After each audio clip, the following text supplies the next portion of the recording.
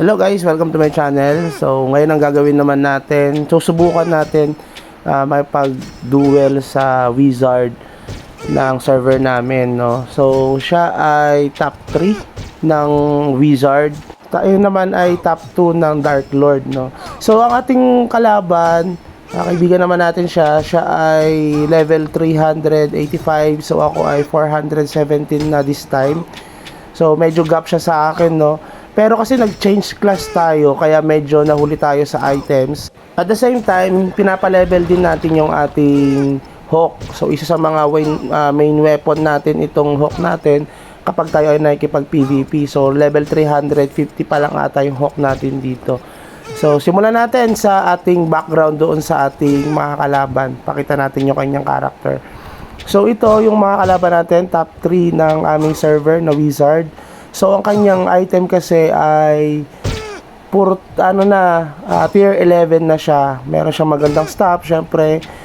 Tapos full option na ang kanyang item, yung helm, yung boots, pants, at the same time yung kanyang armor.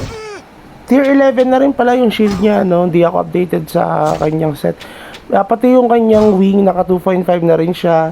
Maganda yung option ng kanyang wing compare naman sa atin, no? Yung option maganda yung sa atin, pero yung base stat kasi medyo mababa. Dito kasi 35 sa kanya and 31. Tapos sa kanyang earrings, medyo mas mataas siya sa akin kasi naka DSR na yung kanyang isang earrings. Sa akin naman kasi hindi. Dito naman tayo sa character natin, DL Cha. Kung mapapansin nyo, mas mataas yung level ng kanyang apps, no? May plus 30 na siya, tapos plus 25 na lahat, including yung mga accessories niya. So meron din tayong tier 11, pero yung pants natin tier 10 lang. Hindi tayo full option, medyo konti pa lang ang full option natin dyan, yung gloves tsaka yung boots pa lang. Tapos ang pangit sa atin kasi yung ating wing. Tingnan nyo yung wing ko. Ang pangit, 'di ba, yung base stat. Pero maganda yung option niya, ignore damage. Pero yung base stat niya 28 tsaka 27 lang. So medyo alanganin tayo. Pero tingnan natin kung ano magiging resulta ng ating laban sa kanya.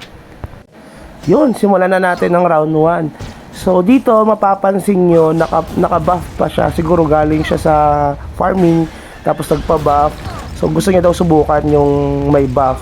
So naglaban kami. So yan na, tingnan natin kung ano magiging resulta. Lakas ng damage niya, no? So halos same na kami ng SD. Hindi naman nagkakalayo, pero ayun, alanganin tayo dahil talagang may buff siya, no? At mabilis siyang umatak. Kaya na, lamang na siya. Kita-kita na yung lamang niya sa atin. Tingnan natin mamaya kapag wala ng buff. O yan yung round 1 namin. So, yung Hawk natin medyo buwabawas ng pero hindi pa ganong kalakas, no? Yan, talo tayo. 1-0 dito sa ating first round. Okay, dito subukan natin yung round 2. Wala na siyang buff dito, so pinatay natin siya kanina. So, round 2 na tayo, kaya medyo bawas yung SD natin. Pero, sige, palag na yan. So, round 2. Yan, kita nyo, medyo nakikita nyo na agad yung damage natin, no? Kahit pa paano may damage tayo. Di ko alam kung nalaglag ba siya o na-stun lang siya nung nung horse ko. Dahil nag-stuck siya, no? Pagka tinatamaan siya nung dark horse natin pagka na-stun. Di ko alam kung ilang seconds ba yan na-stun pagka pag tinamaan ng dark horse. So, yun. Para sa amin walang SD. Yung damage halos same lang. Ngayon nakikita nyo lumalamang na siya, pero kasi parang dalawang damage tayo, no? Yung damage natin mismo, at the same time yung ating Hawk. Pag pumalo yung Hawk kasi natin, medyo masakit yung bawas niya. So nangangati rin yung Wizard dito. So yan, kita na siguro naman all one na kami dito sa lagay na to, pero unti na lang ang natitirang buhay ko, eh. So, subukan natin sa round 2, round 3, kung sino yung mananalo naman doon. Okay? So, dito na tayo sa round 3. Best of 3 pala kami, no? So, kung sino una makatatlo sa amin. So, round 3. Okay, let's begin. So, nagpalit pala tayo ng Scepter dito. Yung una kasi natin yung Scepter ay T11 at hindi ganun kaganda yung option niya. Ngayon kasi ang Scepter natin T10 lang pero EDR, tapos 2 attack 2% ang dagdag sa atin. So subukan natin. Kikita nyo dito ang laki ng difference na nabawas na agad yung SD niya. Sa akin meron pa rin natitira, siguro dahil doon sa scepter ng EDR. So malaking tulong pala yung option din talaga. So kapag tinatamaan siya nung hook natin, kahit na level 350 lang, medyo nakangati yung bawas sa kanya, no? Kung mapapansin nyo, medyo gumuguhit kapag nag-i-skill yung ating hook. So importante yan yung hook natin kapag tayo ay nakikipag PvP. Yan ang pinaka main na weapon ng ating DL Cha. So lumalamang na po tayo kahit papano. Puro miss tayo sa kanya, no, kasi marami siyang mataas ang kanyang AG. So 2-1 na. 2-1 na po tayo ngayon. So ikat lang natin yung ibang mga scene, no, para dire-diretso yung ating video. Okay, round 4. 2-1 na po ang score natin. So, tayo ay may kipagbakbakan ulit. So, last round siguro or extend pa. So, yan na. 'Di ba? Kapag tinatamaan siya nung ating horse, na-stun siya, medyo ano siya pag nawawala sa focus. Ayan, nag-teleport siya. Ngayon, tingnan nyo, bakit hindi siya nagte-tele? Yung ginagawa ng mga wizard natin, yung tele, tapos hit, tele, hit. Kasi, kapag ginawa nila yon, mas lalamang ang DL Cha dahil hahabulin kasi sila ng hook eh.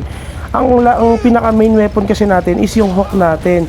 At the same time, the more na tumatagal yung laban, the more na lumalamang yung DL natin. Kaya nga kailangan mataas ang defense, mataas din kahit paano yung ating SD para tumagal yung laban natin, para yung hook natin, banat lang ng banat, na mas malaki yung damage. O, kita nyo yan.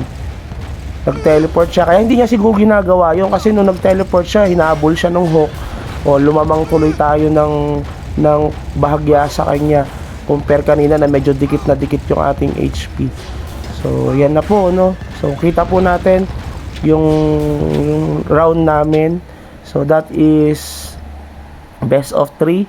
3-1 po tayo sa wizard. So, hindi ko po masabi kung dahil level gap lang siya or dahil nga siguro malakas din ang DL Cha. Pero hindi din, dahil meron din, mataas din kasi ang kanyang ang kanyang defense, at the same time yung mga plus ng kanyang ups, at full option na yung kanyang tier 11, including yung weapon. So yun lang guys, sana kahit papano nakatulong ang video na to, lalo na sa mga gustong mag DL Cha. Huwag kayong ma-discourage, and thank you, have a good day, bye bye.